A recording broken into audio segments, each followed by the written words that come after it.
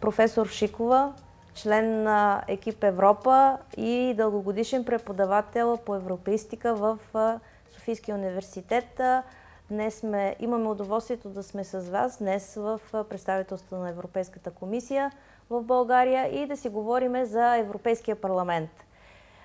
Изборите за Европейски парламент минаха май месец тази година и първият въпрос, който ми се иска да ви задам е: необходим ли ни е Европейския парламент? Добър ден на всички най-напред. Благодаря много за поканата да си поговорим. Може би не само за Европейския парламент, да си говорим за Европа, за Европейския съюз, тъй като всички ние сме заинтересовани в Европа да се живее добре. Да отговоря на въпроса: необходим ли ни е Европейския парламент? Необходим ни е. Всички тези, които познават как се взимат решенията в Европейския съюз, знаят много добре, че една от основните функции на Европейския парламент е да приема законодателство. Европейската комисия, която тачи много, само прави предложенията. А всъщност и изпълнява след това. Да, а всъщност цялото законодателство, което се отнася и за България, всъщност се приема от държавите членки, което е така наречения съвет, и от Европейския парламент. Така че наистина това е една важна институция. Може би някои си мислят, че това е онзи първоначален Европейски парламент в първите години на европейската интеграция, когато той имаше само консултативни функции. Сега това съвсем не е така. И ако си говорим кои са институциите, които взимат решенията в Европейския съюз, те са три. Това е Европейската комисия, това е съвета, т.е. държавите членки, и това е Европейския парламент, така наречения институционален триъгълник. И ако по-рано той беше, да кажем, равнобедрен, с по-голяма сила на Европейската комисия, на съвета, сега вече той е равностранен. Така че ние имаме нужда от Европейския парламент точно поради тази функция. Без да омалважавам другите му функции. Абсолютно, но вие знаете, че ние българите сме малко, как да кажа, да, славиме се с това, че сме оптимисти по отношение на Европейския съюз, на неговото развитие, но все пак има и млади хора, и не до там млади хора, които, например, могат да кажат недоволни от решенията, които се взимат от Европейския парламент и казват: този парламент на мен не ми е необходим. Щом взима такива решения, на мен не ми харесват тези решения, този парламент. Какво правят тези 720 човека там? Могат ли да бъдат по-малко?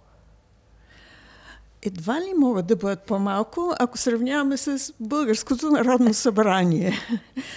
Щом България има 240 членове на Народното събрание, Европейския съюз, който се състои от над 450 милиона, едва ли трябва да има по-малък парламент. Тогава, може би, съвсем ще бъдат ощетени, примерно, по-малките държави. Сега в момента най-големия брой, който е предвиден за евродепутати, е 96 и това е Германия, която има толкова. Най-малкият брой са малките държави, като Малта. Те са по 6. Мисля, че това е един оптимален брой. Разбира се, там се работи по комисии, както във всеки парламент. Така че за броя не мисля, че има някакъв проблем. Но има динамика. Има динамика по отношение на нови групи на движение, предполагам, между групи. Разбира се, да, това е вярно. Какво се случи всъщност след тези избори, вече всички знаем. Ако трябва да го кажа с две изречения, което не е лесно, особено за университетски преподавател. Първо ще кажа, че двете големи проевропейски партии, Европейската народна партия и социалистите и демократите, са консолидирали своите позиции, загубиха зелените и обнови Европа. Те имат по-малко места. И имаме напредване, бих казала, на европейската крайна десница, По понятни причини. Това са проблемите с миграцията, това са проблемите с инфлацията, които доведоха и до по-голямо гласуване за тези популистки партии. Но все пак искам да подчертая, че Европейския парламент трябва да бъде различаван от националните парламенти. Там няма управляващи и опозиция. Че там има проевропейско мнозинство, дори по някой път някои от тези партии гласуват за някои от законодателните предложения. Така че той е малко по-различен. И затова аз винаги препоръчвам, когато си говорим по тези въпроси, всички ние, като граждани на Европейския съюз, да бъдем малко по-информирани. Как се взимат решенията, кой отговаря за тия решения. И да кажа, че в крайна краща държавите членки също имат много голямо значение. Да, чрез съвета. Да, чрез техните правителства. И правителствата, да. И ще дам тук един пример. Има решения, които се взимат от държавите членки. И примерът ще бъде свързан с България.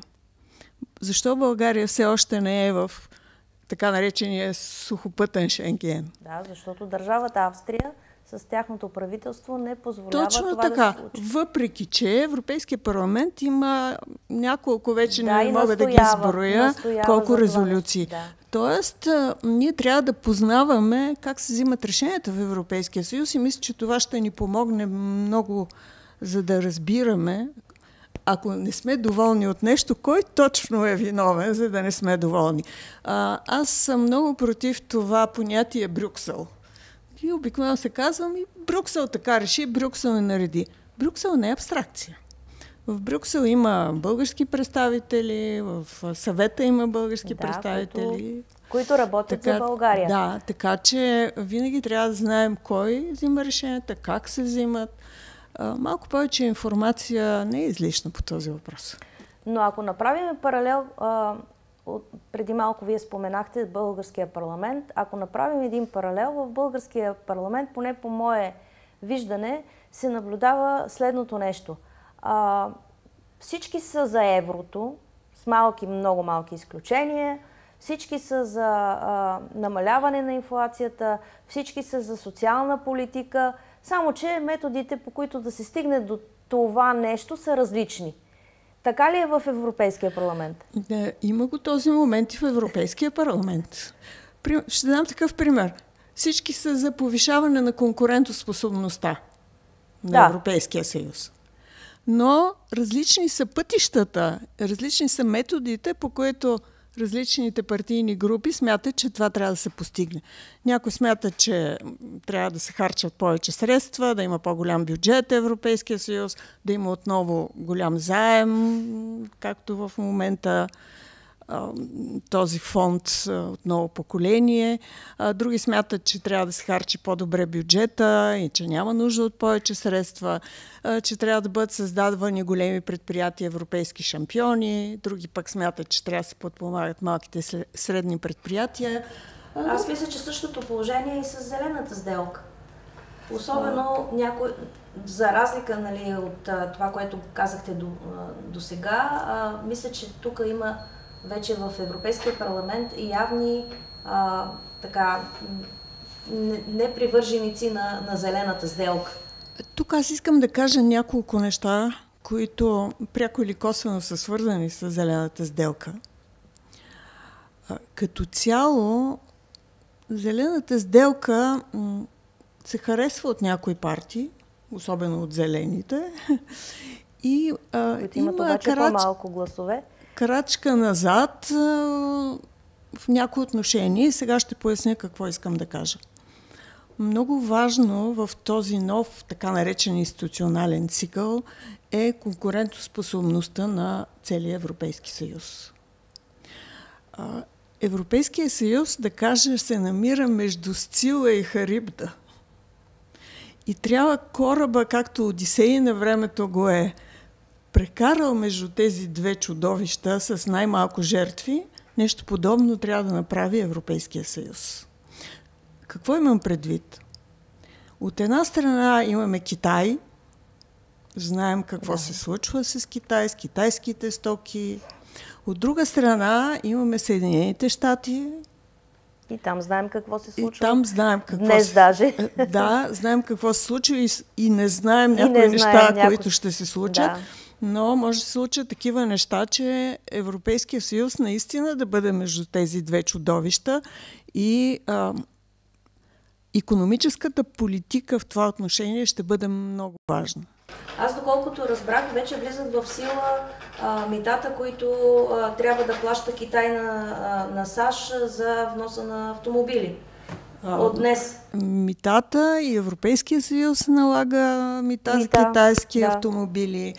Има заплахи от страна на бъдещия, евентуален, може би, потенциален президент, колко много високи мита ще наложи. Нека не гадаем да видим какво ще се случи, но каквото и да се случи, Европейския съюз трябва да осигури своята така наречена икономическа автономия, икономическа сигурност. Има вече изработена стратегия по този въпрос и наистина тук следва следващата дилема. Как да се направи така, че едновременно да изпълняваме зелената сделка и едновременно с това да сме конкурентоспособни? Ето тук е основното разковниче. Това е, което казвате, че трябва да премине между... трябва да преминем през това. Този преход е много, много съществен. Знаем, например, колко протестираха фермерите. Не, че те са против това да допринесат за опазването на климата и за борбата срещу климатичните промени. Видяхме какво става в Испания. Но... както казва председателката на тяхната организация Копа и Кожека, тя казва, нека летвата да не бъде прекалено високо. Да не искаме от тях, примерно, намаляване на пестицидите с 50% и така нататък, което ги притеснява. Ще ги изкара отново на... Тоест ще има много дискусии, много дебати по тази тема. Не се отрича зелената сделка, но може би тя ще бъде малко... На по-заден план. Може би не на заден план, но винаги ще се говори за това как да се запази конкурентоспособността, за да може Европа да се оправи в тази, бих казала, сложна ситуация. Света става все по-непредвидим, все по-груб. Знаем, че търговията вече се използва като оръжие, едва ли не. И тук следва и още един въпрос, който е свързан с една песен на Аба, която се казва Мани, Мани. Защото всички тези преходи, за които си говорим, зелен преход, дигитален преход, технологичен преход и така нататък, всичко това е свързано с финансиране. Излязоха два големи доклада на Ерико Лета и на Марио Драги, които бяха възложени от Европейската комисия, които казват, че за да направим всички тези преходи, за да стане Европа наистина технологично независима, трябва голямо финансиране. Ще гласуват ли Европейския парламент, ще гласува ли новия бюджет на Европейския съюз? На основата, на базата на тези доклади, които излезнаха? Ако ме питате за бюджета за следващата година, ще го гласува. Ако ме питате за многогодишната финансова рамка, която ще започне да бъде разглеждана още от 25-та година, защото са нужни поне 2 години тя да бъде договорена, там ще има много сериозни разговори. И в парламента, и в съвета. Защото знаем, че има правителства, в които участва и крайната десница, която има по-особено виждане за това. Имаме други, които искат... Има по-особено виждане относно харченето на бюджета на Европейския съюз. Ще продължим в този смисъл, обаче преди това искам да попитам, преди да поговорим за Европейската комисия и за ролята на европейските избори при формирането на новата Европейска комисия, искам да ви попитам следното нещо. Знаеме, че ще има промяна. Промяна при многогодишната финансова рамка, при начина по който ще бъдат харчени парите, по начина по който ще бъдат одобрявани споразуменията на държавите членки, съответно възлагани изпълнението на тези споразумения. И доколкото имаме информация, това се чу и от речта на фон дер Лайен, се очаква да се премине едва ли не към този вариант, който и в момента е по плана за възстановяване. Тоест, първо реформи и след това пари. И в този контекст, ако това се случи, и мястото на България ще бъде много трудно при реализацията на тези реформи и на тези и парите, нали, които ще дойдат по фондовете, защото предвид политическата обстановка, така да кажа. Това е хубав анализ, който направихте. Това нещо ми напомня програмата ФАР. Още преди нашето членство, и ще кажа защо правя такъв паралел.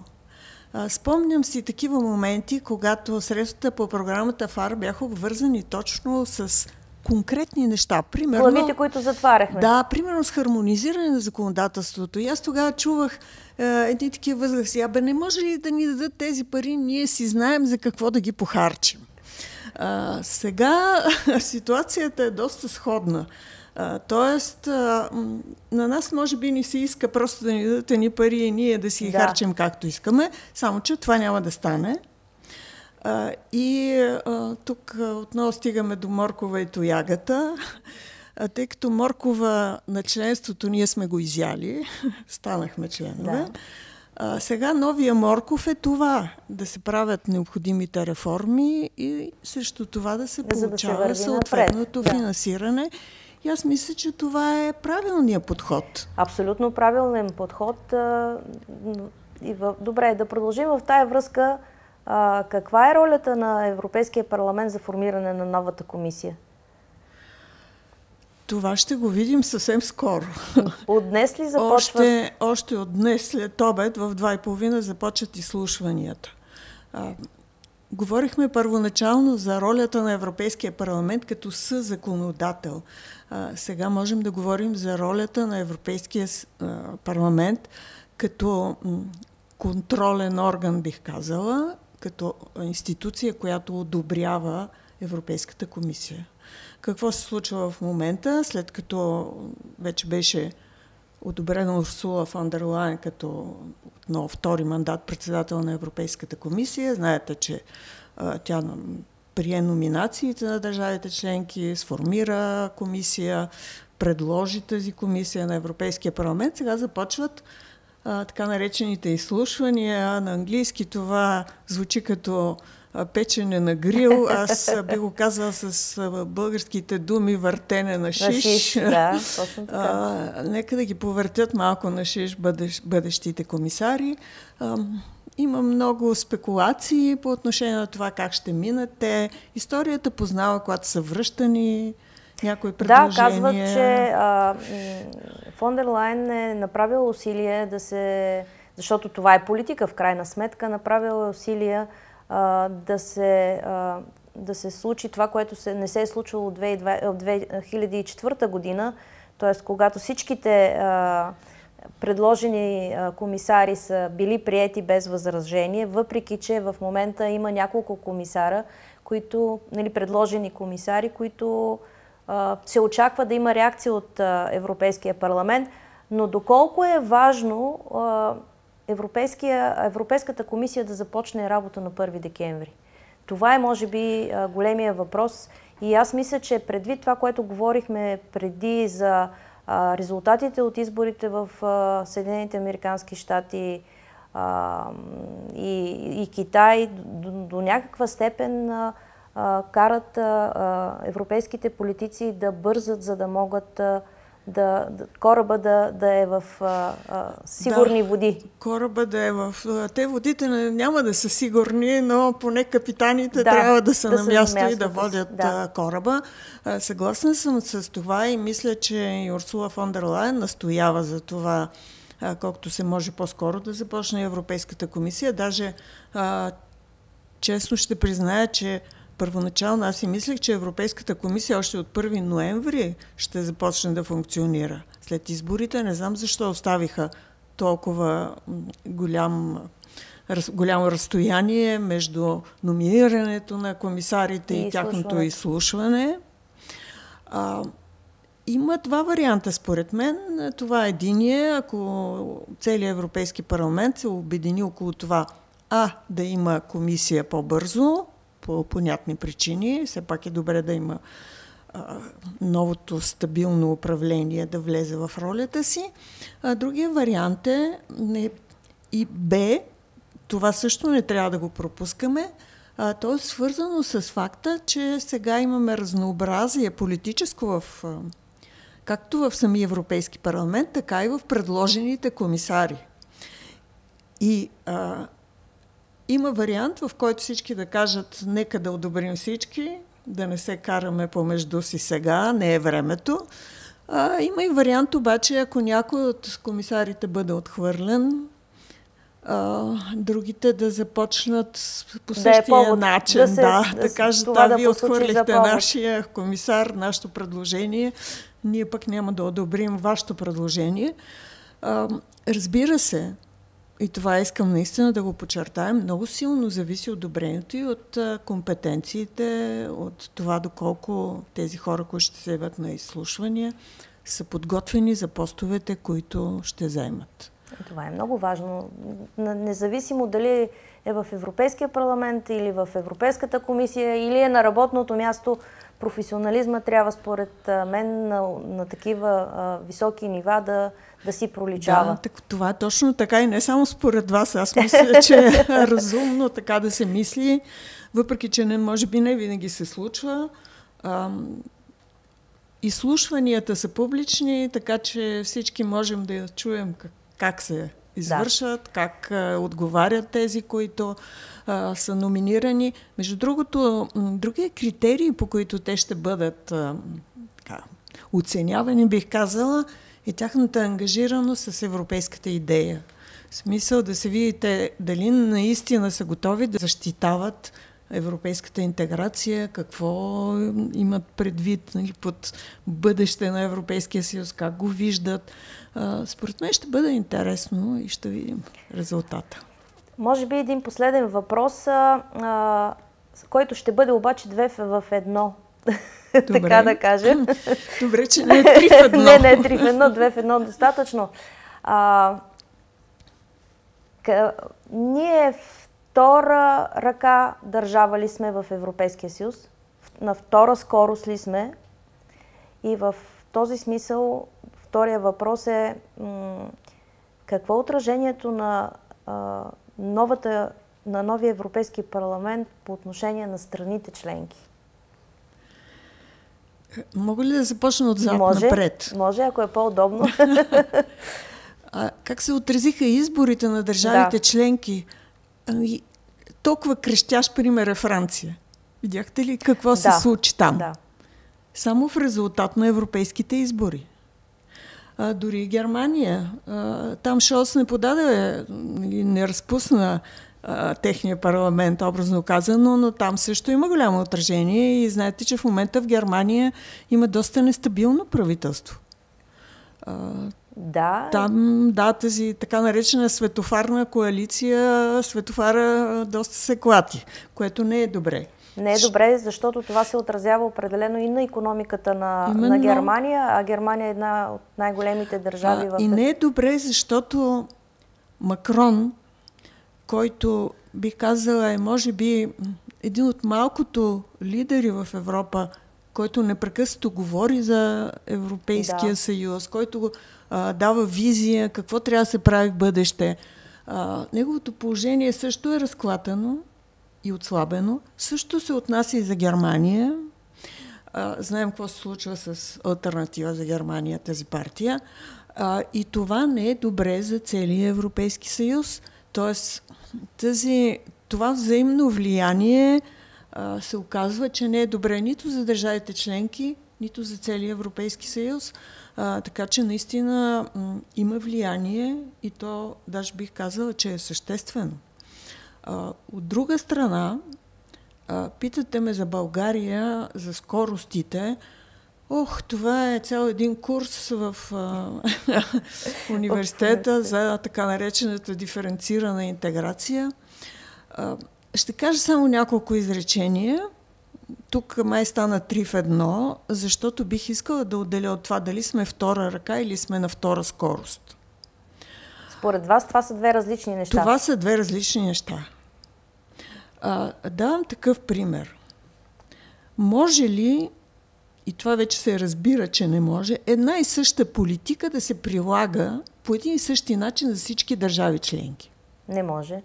Не може. Ние сме твърде разнообразни по отношение на икономика, на стандарт на живот.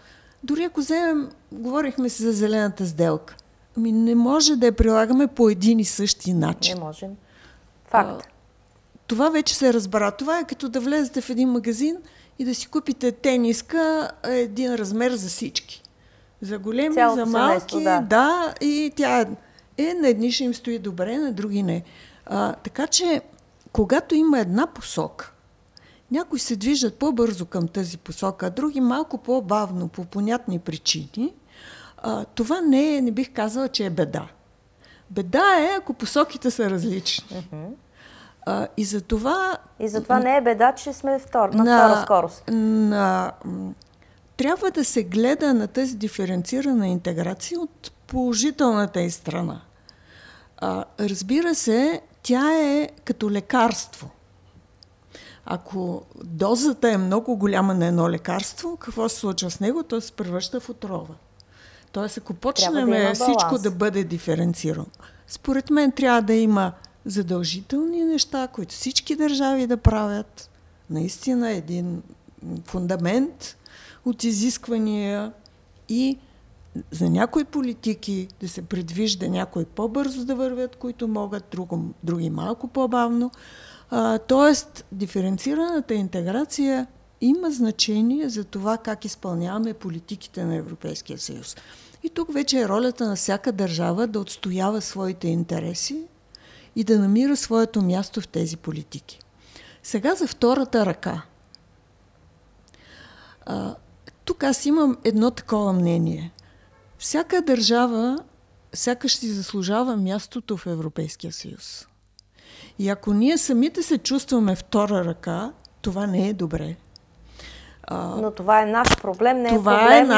Това е наш проблем. Зависи как се поставяме, как се представяме, как действаме в Европейския. Ако ние вечно сме без самочувствие, ако не изразяваме мнение, ако нямаме позиция, как да сме първа ръка? Ние всички подчертават, че сме една средно голяма държава, ако така нарежеме държавите по размер. Но това, което на мен ми се иска, е наистина България да има позиция, да има стабилност, да има яснота на позиция, да е предвидим партньор, защото сега ние не сме много предвидим партньор. И оттам нататък се извоюва позиция. А само да кажа един такъв глагол, да мрънкаме, това не може да ни извоюва мястото, което бих казала, че заслужаваме като страна. Така че ние трябва да работим за това, ние трябва да си придобием самочувствието, което е необходимо. Трябва да изпращаме точните хора, които са способни наистина да представят България на всички нива. На всички нива, да. Много добър финал за днешната ни среща и за днешния ни разговор. Аз искрено благодаря за това, че имах удоволствието да коментирам с вас тези неща, защото освен големите ви познания по материята, вие сте и невероятен събеседник. И аз благодаря много. Аз бих искала да завърша с нещо, което често цитирам, и това е едно изречение на Жак Делор, който казва, че за да се прави европейска интеграция, да се сближават хората, трябва 3 неща. Трябва посока, трябва сърце и трябва отверка. Отверката означава да знаем как да го направим. Ето това е нещо много важно в този момент. Да имаме посока, сърце и хубава отверка. Днешния ден имахме поне сърце. Да, точно благодаря така. много. И аз благодаря.